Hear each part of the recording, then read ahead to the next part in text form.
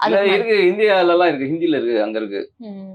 ஆமா. சல்மான் கான், ஷாருக் கான் சாருக்குலாம் இருக்கிறதெல்லாம் நல்ல ரேட் ஹை ரேட் அதெல்லாம். எவ்வளவு இருக்கும் சார் அது?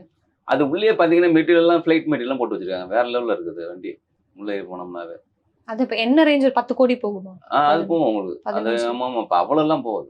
ஒரு ரூ. 8 ரூ. 10 அந்த ரேஞ்சுக்குள்ள போகும். ஏன்னா, அவங்களுது எல்லாமே வந்து சிஸ்டமேட்டிக்கா வச்சிருக்காங்க. இப்போ நம்ம இத வந்து நுப்பாட்டி வச்சு ஏசி போட்டு தான் யூஸ் பண்ண முடியும். ஆ. இப்ப அவங்களது வந்து அப்படியே ரன்னிங்லயும் யூஸ் பண்ணிக்கலாம்.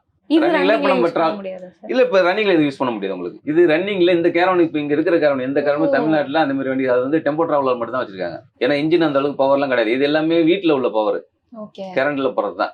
இப்ப நான் சொல்றேன் நான் அந்த சல்மான் கான் அந்த அவங்கலாம் வச்சிருக்கிறது வந்து பாத்தீங்கன்னா வால்வோ ஏசி உங்களுக்கு. அது நீங்க அப்படியே ரன்னிங்லயே அப்படியே யூஸ் பண்ணிடலாம். ரன்னிங்லயும் யூஸ் பண்ணிக்கலாம், ஸ்டாண்ட் பைலயும் யூஸ் பண்ணிக்கலாம்.